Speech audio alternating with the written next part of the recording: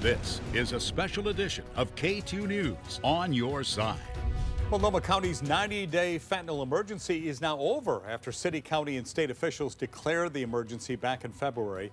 But while this declaration has ended, the crisis is still prevalent on our streets. Good evening. Thanks for joining us for this digital edition of K2 News, everybody. I'm Steve Dunn. I'm Deborah Knapp. We're on your side trying to figure out what your elected leaders have accomplished and what's next.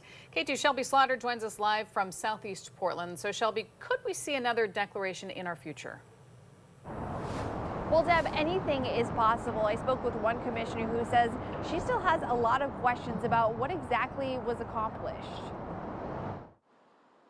On Monday, the Multnomah County Chair, Jessica Vega-Peterson, gave her State of the County address. Today also marks the end of our 90-day fentanyl emergency, a time when we've made huge changes to how our governments work together, from policy to street-level response.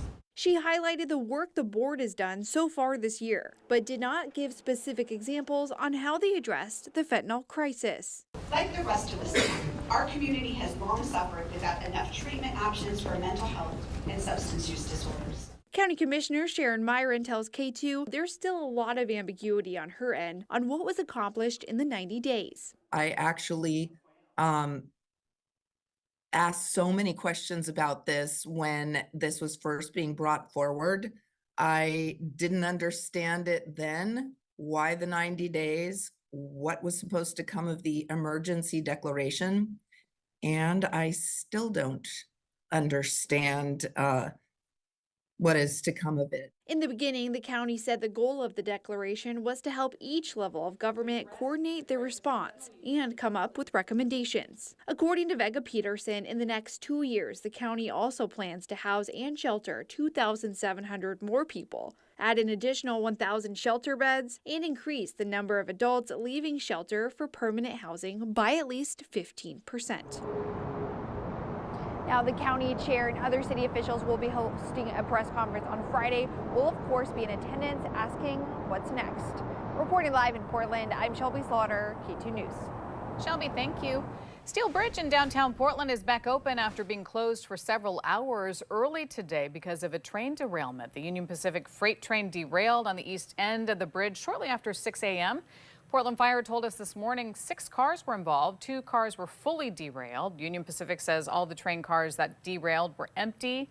Union Pacific also said the cause of the derailment is under investigation. No injuries have been reported so far. A milestone for Maryland. The first container ship has arrived at the port of Baltimore since the Francis Scott Key Bridge collapsed. The port says in a post to X that the MSC Cargo Passion 3 made it through the 35-foot temporary channel on Sunday, carrying nearly 1,000 containers.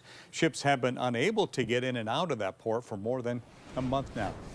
Also, crews responded to a boat fire at the Cathedral Park boat ramp in St. John's. This is a look at the aftermath early today.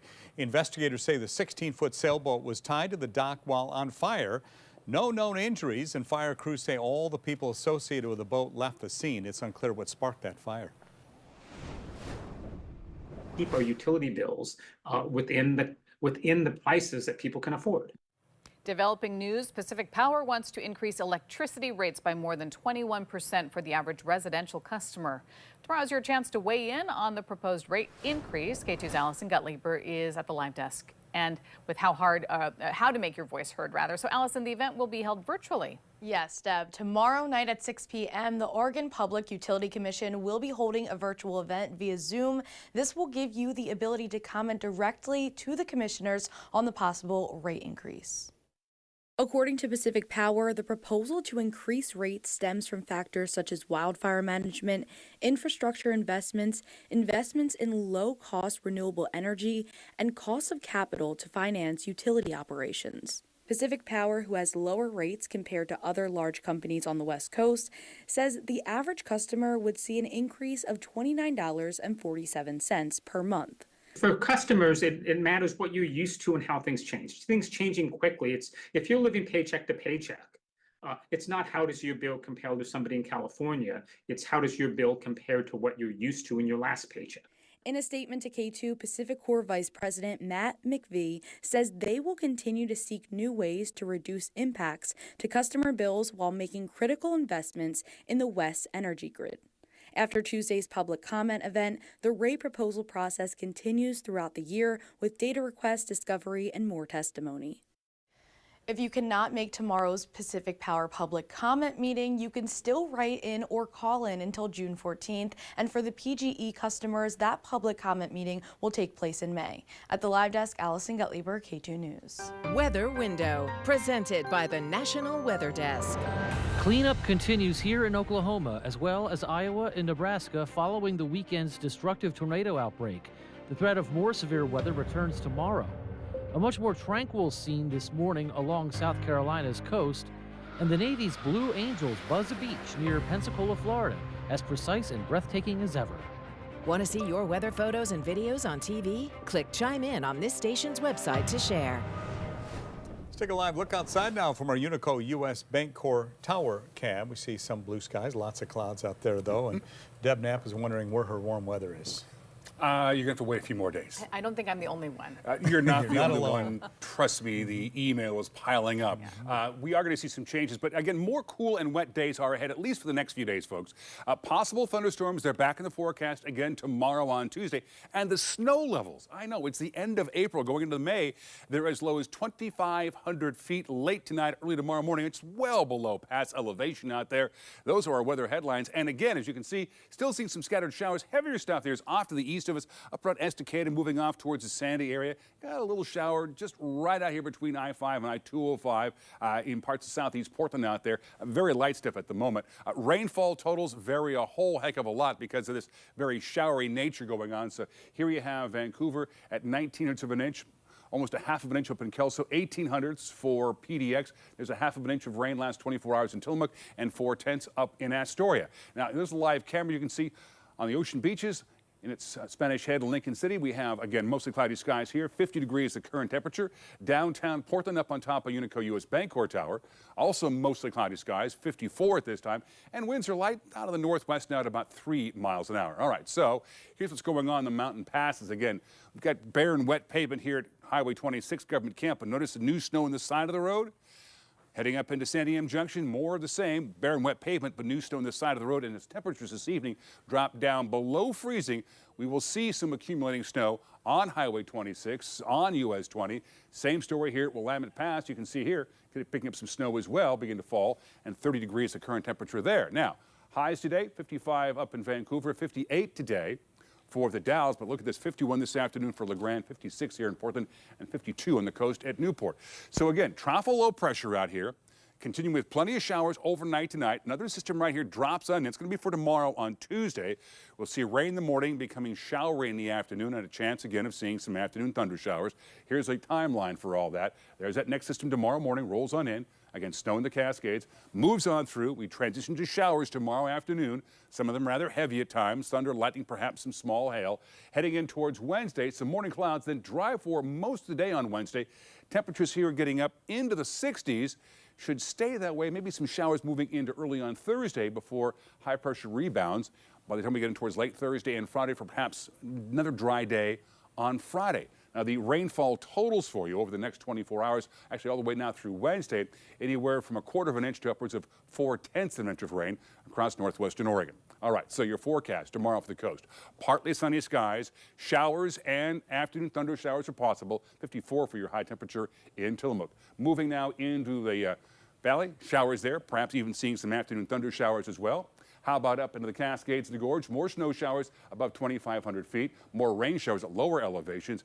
And on the east side, mostly cloudy skies, rain and snow showers mixed in the morning, becoming rain showers by the afternoon and breezy. And there's your 7-day forecast, damp all the way through the middle part of the week. And again, temperatures maybe by Friday, Deb, a little warmer, up to about 70. Another reason. Okay? There you are. It's great. Okay. Yes, it's great. Thanks, Dave. First I want to thank God that gave me a beautiful place, and thank you for ever being here. The Oregon Lottery today announcing the largest win in its history, a $1.3 billion win for a first-generation Laos American man battling cancer. He's splitting the win halfway with a friend who went in on the winning tickets with him. He split his portion with his wife. K2's Christina Jarnelli's live in Salem with the story. Christina, how will he spend this money now? Yeah, he says he wants to spend the money to help his family, also to buy his dream home and to support his cancer treatment. He says he prayed for this win in the weeks leading up to it. At 46 years old, Cheng Sefen, who goes by Charlie, became the first person to accurately get all 5 lottery numbers plus the Powerball. The stroke of luck will earn him, his wife, and a friend who went in on the lottery tickets with them $1.3 billion. After taxes, the lump sum is roughly $422 million.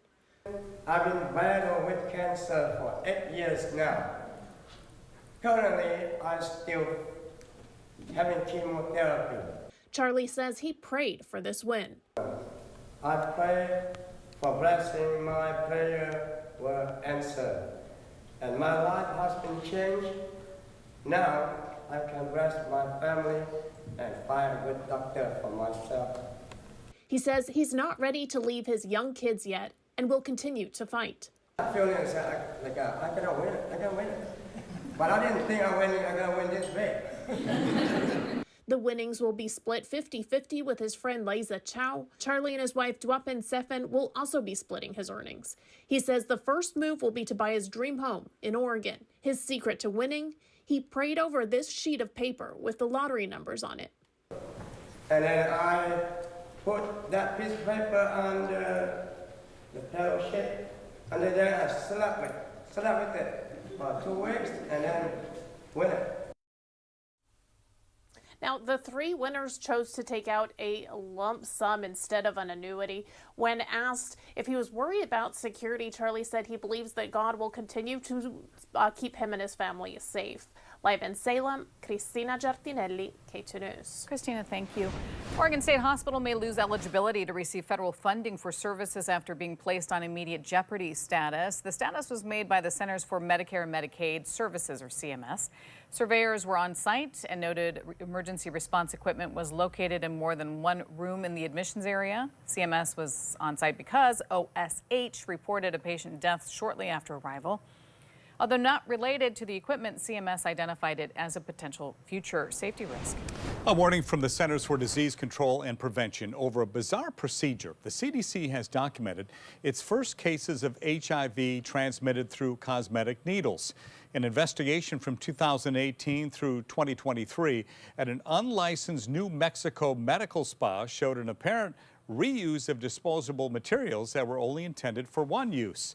3 women were diagnosed with HIV after receiving a vampire facial at the medical spa. A vampire facial involves taking the patient's blood and injecting it into the face using tiny needles for skin rejuvenation. Well, this week we begin Mental Health Awareness Month. And for one breast cancer survivor, that means taking care of the body and the brain. Medical reporter Liz Bonus reports. Hey there, everybody. For months, we've had the privilege of following Krista Power's breast cancer journey, or Coach Krista as we know her. Today, her inspiring next steps as she chooses to take back a part of her life. She is now cancer-free, but every 3 weeks, Krista still comes here to Ohio's UC Cancer Center for ongoing therapy. It's a preventative based on the type of cancer that I had. That type, HER2 receptor positive. So they continue to target it, just as a precaution right now. HER2 targeted therapy is another type of smart therapy that is directed against a certain receptor on the cancer cell, HER2 receptor. This receptor gives signals to the cancer cell to grow faster, and targeting this receptor blocks that signal, causing the cancer cells to die. Krista admits just having to continue therapy. Physically, I'm feeling really strong and the team's taking really great care of me. It's emotionally that I'm starting to kind of feel some of the effects of like, wow, this has taken a toll on me. So along with the blessing of those such as nurse practitioner Holly Dornetti, she's trying to focus on not just treating the body, but the mind too. It might not be a quick fix, but I can help them as a whole. So once she's recovered a few days from this therapy, Krista heads here to Ohio's Activate Brain and Body. We are the first of its kind brain and body fitness center. We promote the link between exercise and brain health. Adam Ortman is the chief exercise scientist here. He told me to take back emotional drain, You have to work both the body and the brain. And science shows that that neuroplasticity, those connections, it's promoting that, which can help reduce the brain fog, improve focus and attention. For Krista, it's worked. It's helping her battle back against her mental fatigue. I'm grateful that there's science to say, hey, this actually works. And when I get to show up and practice it and start to see and feel the threading back together, I'm like, oh, thank goodness. I'm not doomed to be this forever. Now, Krista's scheduled to have surgery to rebuild her breast later this summer. She's invited us to continue to follow this important step as well. We'll let you know what happens. With your health news, I'm Liz Bonus reporting. Well, everything's advancing so quickly these days, isn't it? Good, too. Yeah. That does it for this digital edition of KATU News. We'll see you back here for more news at 11.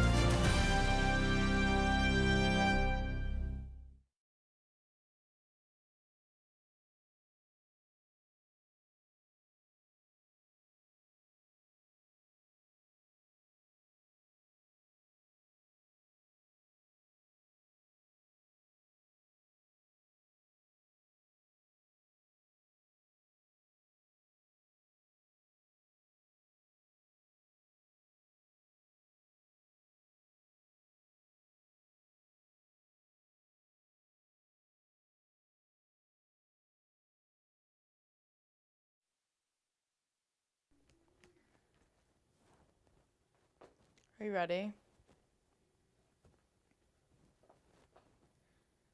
Yes.